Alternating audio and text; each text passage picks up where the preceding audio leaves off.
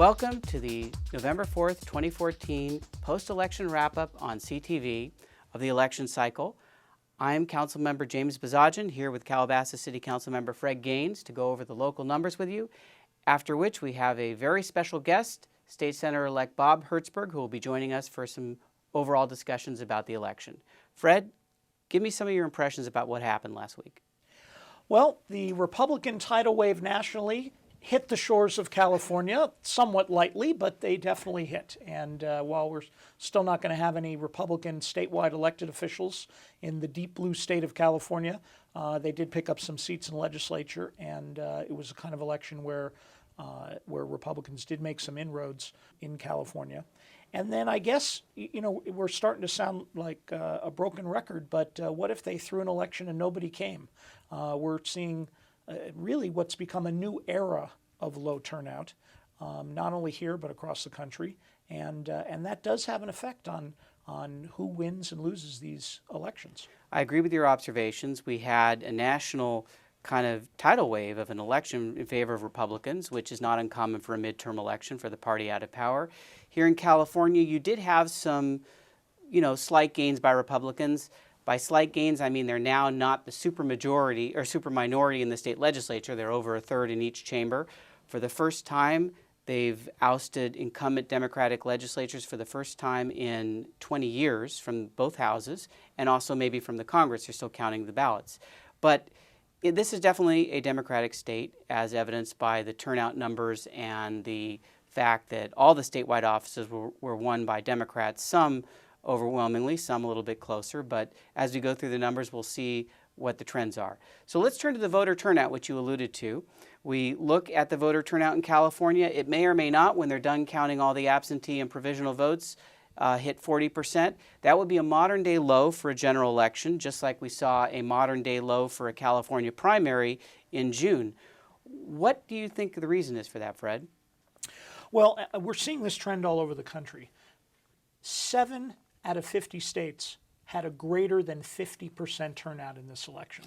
The highest turnout in the entire country was in Maine, where they had a 59% turnout.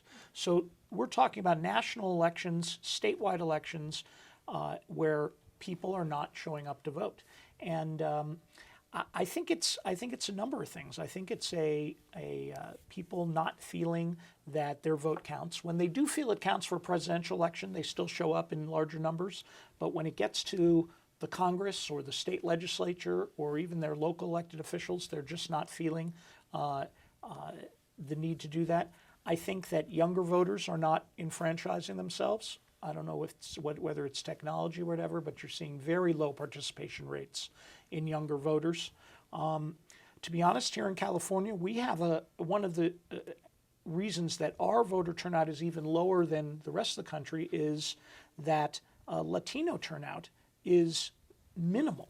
And as Latinos become a larger segment of the voting population, 40–50% of the registered voters in the state, but their turnout is under 20%, that drags turnout down for the entire election. So those are some of the reasons, but we're down to elections where if you factor in who's registered to vote and who's voting, we have 10 or 15% of the population coming out to vote and deciding these elections. And it's something that we really have to consider how we're going to change. And I would add to that, this is a non-competitive state. It's a one-party state. It's become a one-party state, so there's really not a lot of competition. And in this year's ballot in particular, there wasn't any hot-button issue or hot race that caught traction that got the public's attention. So we see locally even, where we usually have a pretty decent turnout, even locally in and around Calabasas, turnout was pretty low. Here in our area, for example, we're electing a new congressperson after our congressman retiring after 40 years. We're electing a new supervisor, county supervisor. Office has not been vacant for several decades. That was not enough to induce people to show up to vote. And millions of dollars being spent on those campaigns, we still have low turnouts. Let's look at the governor's race. We have Jerry Brown winning easily against Neil Kashkari. This was a totally uncompetitive and lopsided race. The only thing I would note about this particular contest was that locally, at least in the Conejo Valley region, Kashkari did better in the more Republican areas. In Calabasas and Agoura Hills, he did better than he did statewide, and he actually carried Hidden Hills and Westlake Village, which are more Republican, of course. Your thoughts?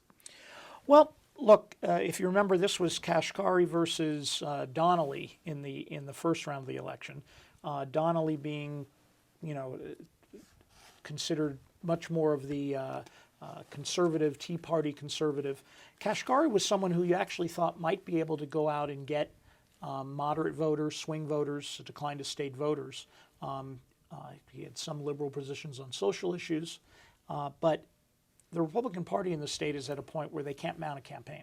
They can't really compete in any way in terms of dollars, in terms of campaign workers, and that's why even with candidates that were geared a little better to have a chance in a Democratic state, you didn't see anyone become victorious, whether it be Kashkari or we'll talk about Peterson or Swearingen or some of the others that we thought might have some chance. I think the best that could be said about Kashkari's efforts was that he didn't draw a lot of partisan fire. If you put someone like Donnelly in the general election ballot, that might have backfired and caused, I think, a higher Democratic turnout and swept away some of the Republicans in swing districts, which went to the Republicans in some part. Let's go quickly through the other statewide constitutional offices where we see pretty much the same thing. Democratic dominance of the lieutenant governor's race, Newsom over Naring. Turning to the Secretary of State's race, interesting result here. This was an open seat. It was one of two races that the Republicans thought they would have a chance at, and they did come close. They lost by 6%. What's interesting about this race is that Peterson actually won in Calabasas and in the cities out here. What are your thoughts about that? Well, he's local. He's from the Pepperdine Institute in Malibu. And I think that what it shows is that there is an opportunity for moderate Republicans to make inroads in certain areas where people can get their message. Peterson was local. His message and an understanding of who he is and where he stood was understood in this area. And so you saw Calabasas, which is a Democratic area, look at two candidates and evaluate them in that way. But where Peterson wasn't able to communicate to people throughout the state without the resources to do that, he's not able to compete. Well, Calabasas is definitely, there are more Democrats than Republicans, but I've noticed over the years that Republican candidates often carry the district, even if they lose statewide. I mean, this whole area in the Conejo Valley, in San Fernando Valley, parts of it, are traditionally more Republican than the state as a whole. And I think in all of these races, in the closer ones, the Republicans actually carried the areas. In the ones that weren't so close, the Republicans got closer. And I agree with you. I think Peterson was an attractive candidate for the local community, which brings us to the state controller's race. This is probably one where the Republicans felt they had the best chance of nabbing an open seat. Ashley Swearingen, the mayor of Fresno, against Betty Yee. This was almost a Republican versus Republican race because of the top two system, but Betty Yee narrowly won the second slot in the primary. And as you see, Swearingen won in Calabasas and the surrounding areas and lost statewide by the same 6 points that Peterson lost by. If Swearingen had the resources, if the Republican Party was in a position to run a statewide campaign, I think she could have won this race even statewide. She's a very attractive candidate, had done a great job in Fresno. Yee was, really didn't, I don't think she had any particular, view in the public. But the Republicans are not in a position right now to outside of an individual Republican self-funding, to run a statewide campaign. And that hurt these two candidates, Peterson and Swearingen, who otherwise, I think, matched up with the voters of the state quite well. And going quickly through the other statewide races, in the state treasurer's race, Chang over Conlon.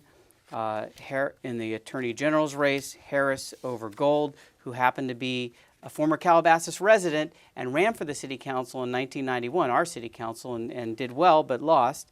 Didn't help him out here. He did better than he did statewide, but he did not carry the city. Well, last time he ran, he got 800 votes. This time he got 3 million. So I guess that's an improvement. Yes. And then we have the state insurance commissioner, Jones over Gaines. That's not you. You've clarified that last time. No relation. That's Ted. Okay. I'm Fred. And then we come to the very interesting open seat. 18 candidates ran for this seat in the primary. Elan Carr, Deputy District Attorney, military veteran, was the top vote getter in the primary, did very well in Calabasas in the primary. And Ted Lieu, state senator, former council member in Torrance, came in second place. And this was thought by some people that it could be close or competitive. I was a little surprised at how easily Lieu won the district. I thought he'd win, but I did not think he'd win by 18 points. Well, and if you remember, this race 2 years ago was Waxman and Bloomfield, which was a very close race. But Bloomfield had an I next to his name, not an R. And that made a big difference. If Elan Carr runs in this race as an independent, first of all, I don't know if he gets through the first round, but if he gets through the first round, this race is much closer. You still have Democrats that are not willing to mark that ballot for a Republican to send, especially to Congress, where they do have views on certain major issues. So that hurt him, Carr, badly here. This is a district that could, an independent or somewhat or a declined to state type of candidate could win. If you had a bad Democratic candidate, Lieu was a pretty good. I thought Lieu fit the contours of the district pretty well. I thought Carr was a good candidate too, but on balance, look at the district's demographics. You've got a heavily Democratic district or a fairly Democratic district. One thing that stands out here is the numbers were reversed in Calabasas. Carr basically fought Lieu to a draw here, perhaps reflecting a little bit the more Republican leanings of this particular area, but he did very well here, not well enough to offset his losses elsewhere. Carr also made a big push for Jewish voters. His parents were Israeli. He made a big push, and Jewish voters, which are very prevalent in this Conejo Valley area, helped, I think, him in Calabasas and in some of the other local communities where he did very, very well. Let's go to the California State Assembly in the 45th District. The voters might remember back in 2013, 1 year ago, there was a special election where Matt DeBobne, the Democrat, and Susan Shelley, the Republican, fought to a draw. It was a 300 and some odd vote difference. It took several days to determine who had won. This is in a district that's 2-1 Democrat. DeBobne, running as the incumbent this time in a larger turnout election, won a little more easily, although Susan Shelley's a pretty good candidate. She made the district nominally competitive, and you see here she did much better in Calabasas than she did in the district as a whole, but overall lost. This is where you start to see the effect of the low turnout, because when you get to a low turnout, the 2-1 Democratic registration in the district is not 2-1 in that smaller group of voters. It becomes more of a 50-50 type of situation, and that's why Susan Shelley is competitive in this kind of a race where you'd look at the numbers and say that she's not. She also ran this "I'm going to keep Prop 13" campaign, and I will tell you that is still a very strong message in California, even 3 decades later. People don't want that Prop 13 touched, and she ran that horse as far as she could in keeping this race close. And one final contest at the state level in terms of individuals, the state superintendent of public instruction, Torlakson, the incumbent, narrowly defeating Tuck, the challenger. But one of the interesting features of this race was that Tuck did very well in Calabasas and the other cities around Calabasas. I thought that, in particular, his more moderate appeal and the fact that Torlakson seemed to be promoted more by your traditional Democratic constituencies, labor unions. Tuck is a Democrat, although the race is technically nonpartisan, but had some Republican support and some moderate Democrats and was able to score some impressive victories locally. The Conejo Valley area, education, a top issue. You have a lot of people here who are follow educational reform issues and educational political issues very closely. Tuck represented a change from from what we've seen in education politics in California, and that's very popular here in the Conejo Valley. A lot of people live here because they want to get out of LA Unified and some of the long-time issues that they've had there, and they bring with them their dislike for that system and a readiness to vote for a reformer like Marshall Tuck. You want to take us through the county races? Well, we had some very important county races. First of all, there's a new sheriff in town. We're going to have a new sheriff, Jim McDonald, the former police chief of the city of Long Beach, going to take over that job, which is, we've had interim Sheriff Scott after Sheriff Baca resigned earlier this year. I don't think this was ever in doubt. McDonald came within a hundredth of a percentage point from taking it outright in the spring, but I think he's going to bring a lot of energy, a lot of good reforms to our Los Angeles County Sheriff Department. Definitely has a mandate. And the Los Angeles County Board of Supervisors, this was a very interesting race. Sheila Kuehl is going to be our new supervisor. Bobby Shriver, former mayor of Santa Monica from the Kennedy family, ran a very spirited race, probably the most expensive race that was run in our area. And Kuehl came out ahead, almost the same percentage, just slightly less than what she did with Shriver in the first round in the primary. And you know, one of the things when Shriver came out 7-8 points behind after that after the primary election. The people who show up and vote for Sheila Kuehl in June, they're going to show up and vote for her again. I mean, you know, barring some scandal or something which didn't occur, or some gaffe during the campaign. So for Shriver to win this campaign, he had to bring new people to polls. He had to that turnout had to go up, and he was counting on that. He said because historically a gubernatorial general election is a 40-50+ percent turnout. And that didn't happen here. So and that's why we see almost the same numbers.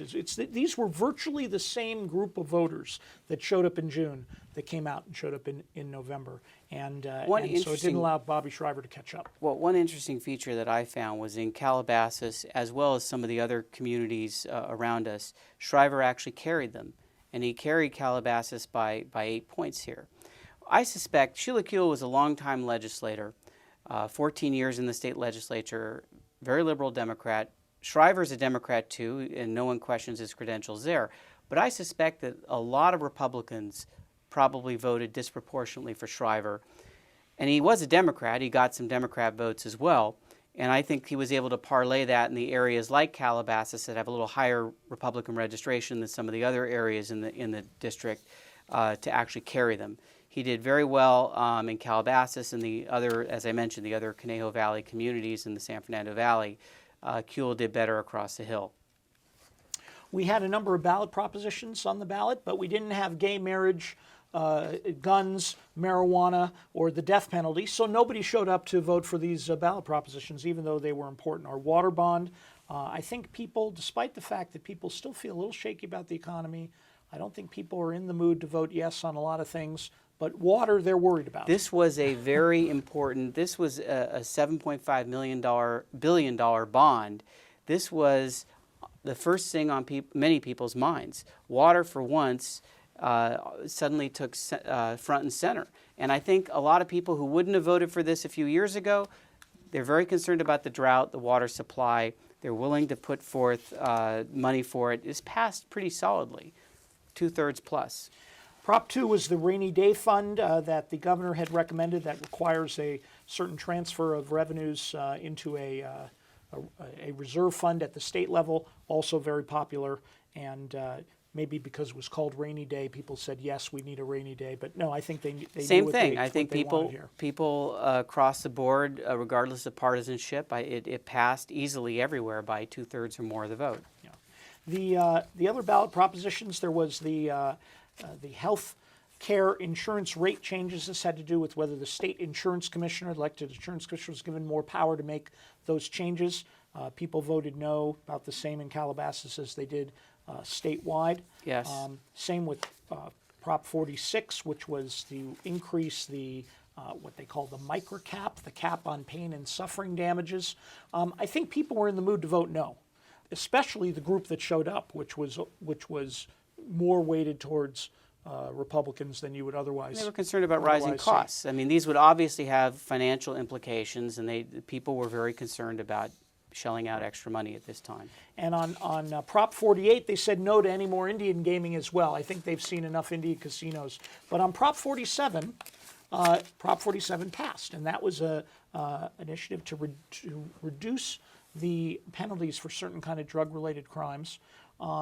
It's interesting because while I think people do feel that that maybe the pendulum swung too far in one direction in terms of prosecuting and imprisoning people for certain kinds of offenses that they view as less important. With that, we've had very low crime rates. Yes. And people We'll were not willing to say, well, crime's low. Let's keep things how they are. And they've moved. They're letting the pendulum swing back a little bit, and we'll see how that turns out. I'll tell you one thing that will result out of this is that obviously all drug possession now is going to be a misdemeanor. And this is retroactive for those already sentenced. And many property crimes have also been reduced to a misdemeanor. We're definitely going to see those kinds of crimes result in little or no jail time. And I suspect, and maybe it's just a prosecutor in me that's speaking, but I suspect that the pendulum will swing back a little bit. Maybe not all the way, but at least part way to adjust if the crime rate goes up, as many people suspect. And I think it will go up if these people are out on the streets more. Measure P was a parcel tax. This was a continuation of an existing tax, but you needed a 2/3 vote for people to continue to have a parcel tax for parks in LA County. And not surprisingly, underneath the 2/3. You still had large majorities, 58% in Calabasas, 62% throughout the county, but not enough for the 2/3. Virtually no campaign on this, virtually no information out on this. Well, this was a county measure, and it was probably reflective of a more conservative electorate, I would think. And still some shakiness about the economy. Yeah. I don't think people are willing quite yet to vote for new taxes, except for the water bond. Of course. Where they're worried that faucet's going to run dry. We did have some interesting elections. Speaking of faucets, the people who actually make sure that water comes out of the faucet here in Calabasas are Las Virgenes Municipal Water District. Very interesting elections because you had a incumbent member of the board, Barry Steinhardt, run a slate of candidates against his colleagues on the board, including himself. And then you had the other two, the challenged incumbents, have a candidate against Steinhardt. And while I don't know that a lot of money was spent, there was a lot of talk, a lot of press in the local press, a lot of activity on this. And the incumbent majority of the board won, and Steinhardt was turned away. yes, well, just to clarify here, 3 of the districts cover some part of Calabasas. 2 of those districts were up this time. A 3rd district was up that did not cover Calabasas. You have basically Peterson and Ringer, who did cover parts of the city, basically win by a 60-40 margin in the district. And that was roughly what Steinhardt lost by. I think he did a little better than that. But I think people enjoy diversity of opinion. I don't think they appreciated some of the personal attacks and the bickering that went on the water board. And we'll see if this helps or doesn't with the collegiality on the water board. I will tell you this. If you track the letters to the editor in the local paper and the Acorn, we had more for the water district and more news coverage of the water board races than all the other elected offices combined in this cycle. So it was a very, very hard-fought race. That's the review of our local numbers. When we come back with our special guest, Senator-elect Bob Hertzberg, we'll talk about the statewide implications of the 2014 general election.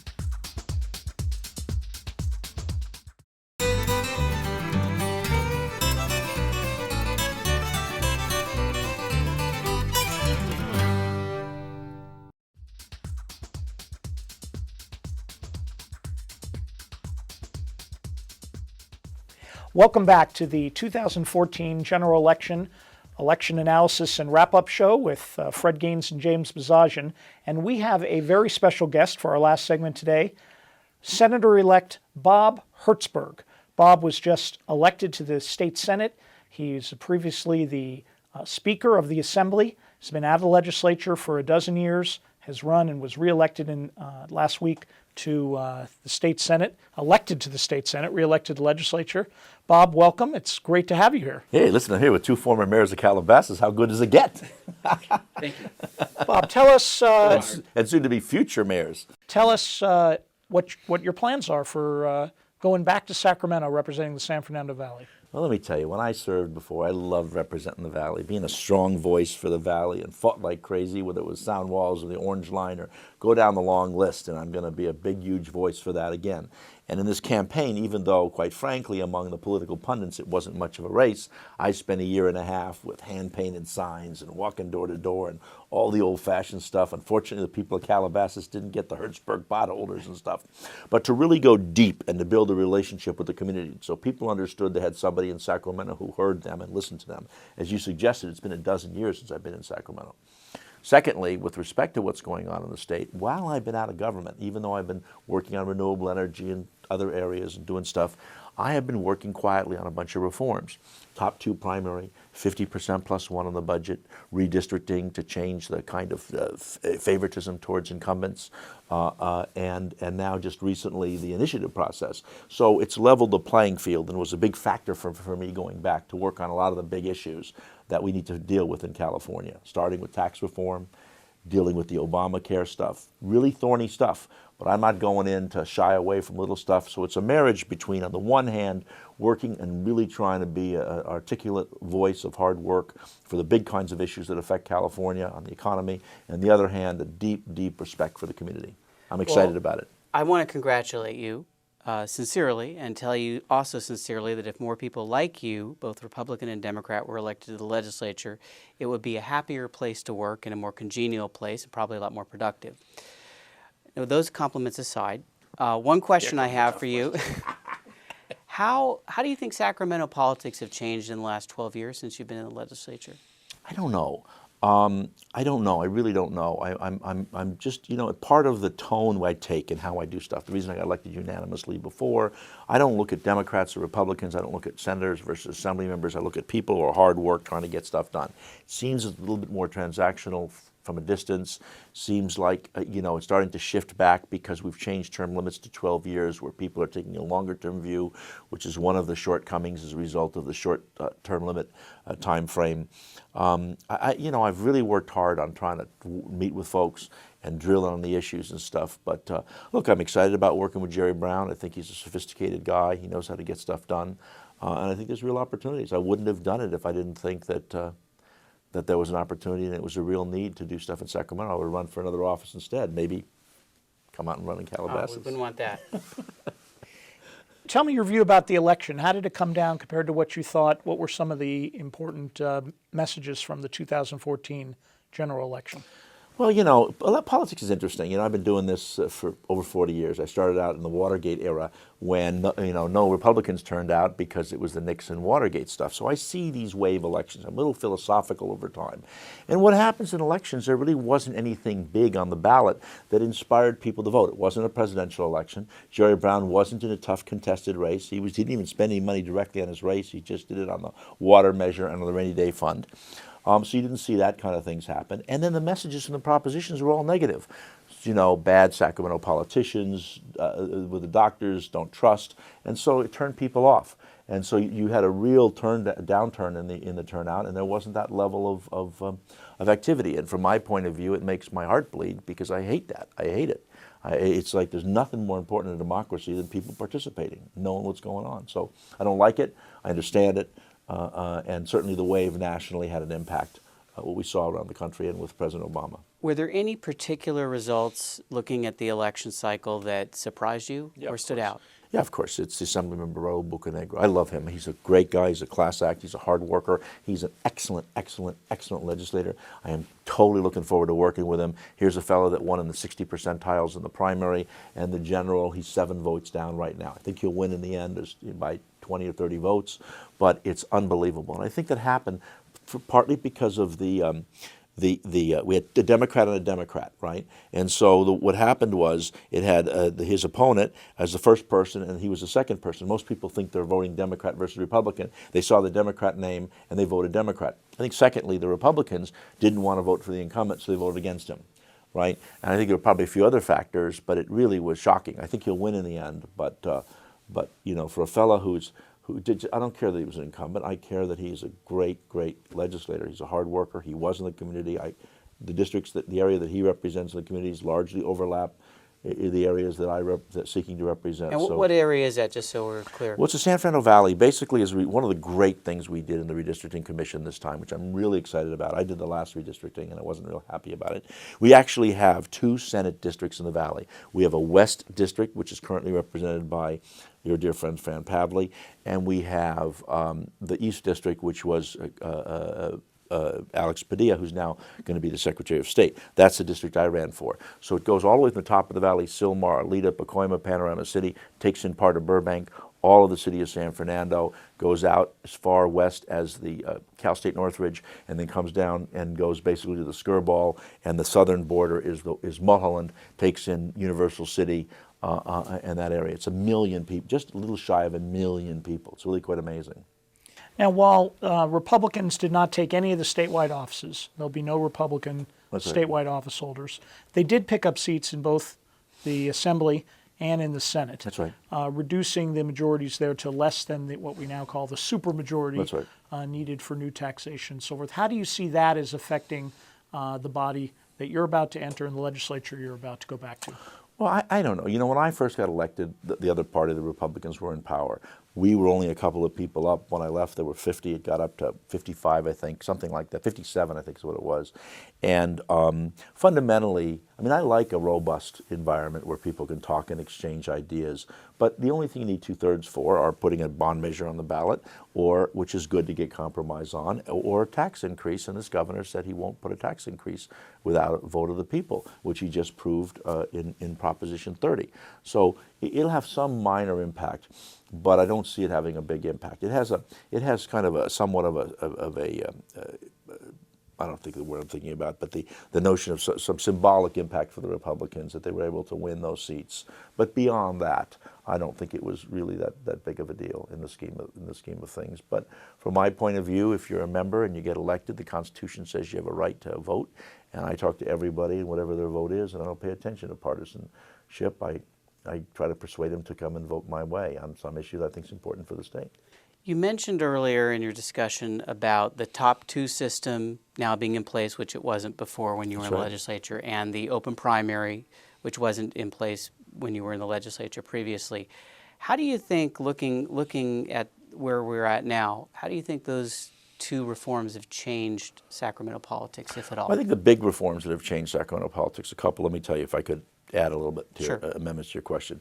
The first is really the 50% plus one. Under the law now, in the old days, there's only 3 states, Rhode Island, Arkansas, and California, that required more than 50% to pass a budget. So we had these horrible budget delays, and that just killed the state, killed the brand, and the like. Now, if you don't get it passed on time, June 15th, you don't get paid in the legislature. So they get passed.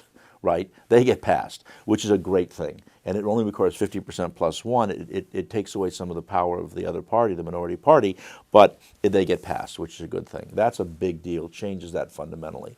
2, the redistricting, I think, didn't do something where it changed partisanship, because as a consequence of redistricting, the first redistricting we got was supermajorities in both houses, right? So it wasn't partisanship. It was something that affected and favored the incumbents. When I was Speaker, the challenge wasn't partisan. Was it a Democrat or Republican seat? It was making sure that who the incumbent was, if I wanted their vote on the plan, that I protected what they wanted, which is problematic. The top 2, or open primary, really the same thing. To me, that has what we saw in Raul's race, Assemblymember Bucanegra's race, where you really got to be careful when it's a Democrat and Democrat race. It's resulted in my judgment, which is not a good thing, a lot more independent expenditures where outside groups are spending money. And the last thing is, it's really had a lot to do with the power of leadership. The leader is the one that has the power to exercise control over members and get them to vote. Now, in this last election cycle, I'll just close on this, when Speaker Perez got a supermajority, 2 of the people that he got were Democrats, were Democrat on Democrat races, and he lost those races. And the people that he was supporting, spending nearly $6 million, but he got the VIG, he got the image of being supermajority, when it was much harder for him to control those people because he opposed them. Richard Bloom in Santa Monica and Mr. Levine in Northern California. So it really, at a much more sophisticated level, has a very different impact. But all in all, I think it's been good for the state. There's initiative reform, which we just did, to make initiatives clearer, to be able to have them pull them off when they make mistakes is the final piece that I think is going to give a big motivator for me to go into government, because now we have an opportunity to work and really do some big stuff without being sidetracked by the small ball stuff of the process.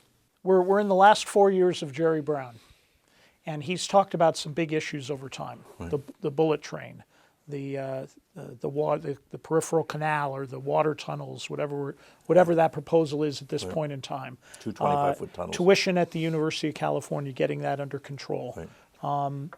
What do you see as doable in these next 4 years with Jerry Brown for his legacy projects and things that he can do before he's out of office? Well, I think he's going to have a significant legacy, and I think he'll be able to do the tunnels. The financing's there. It makes sense. It's the right thing to do. It takes 15 years, unfortunately, to get the water here in Southern California, so our water problem is still significant. It's a panacea in the sense it's going to solve it in the near term. It won't. And the amount of water deficit's pretty extraordinary. So we're going to work in the valley with Raul, with Felipe Fuentes and others to be able to do some real issues here for the water in San Fernando Valley, which is critical to us. So that's going to happen. I think the bullet train's going to happen too. I think he's focused on it. I think he's made a decision about it. I think it's the power of the governor. This guy's got a lot of political clout, and I think he can make it happen. I think there's ways to finance it. You know, if you go look historically, every one of these big projects, his father was known for the Great Water Project. Well, if you were here during the day, everybody opposed it. It rose to 3/4 of the size of the state budget. He went to sleep thinking it was going to lose, and now it's a great thing. There's example after example of that in history. And at the end, look, I would have done a thing to Disneyland initially as the first piece. Good ridership, fast, take stuff off the freeway, whatever. But I think it's going to happen. And I think that a couple other things, environment he's going to be big on. And lastly, I think he's going to leave a legacy of fiscal constraint. I think he's going to really leave the state. It's really important to him. I've talked to him about it, that we're not upside down anymore and really have the underlying tools in place that we don't have this volatility. We've passed the rainy day fund, and I think you're going to see other things that are going to create fiscal restraint in California, which is a good thing too. Well, thank you, Bob, for joining us. We really do appreciate it. It's over already? It's over. It wasn't that bad. Else? Any concluding thoughts? Yeah, I want to read districts, so next time I get Calabasas. I love the people of Calabasas. We would love to have you, and you're welcome here anytime. That's right. Don't worry, you still call my office. We'll take care of you, no problem. Thank you once again. And Thanks. thank you, the viewers, for watching our latest episode of the CTV Election Wrap-Up. And we'll see you next year.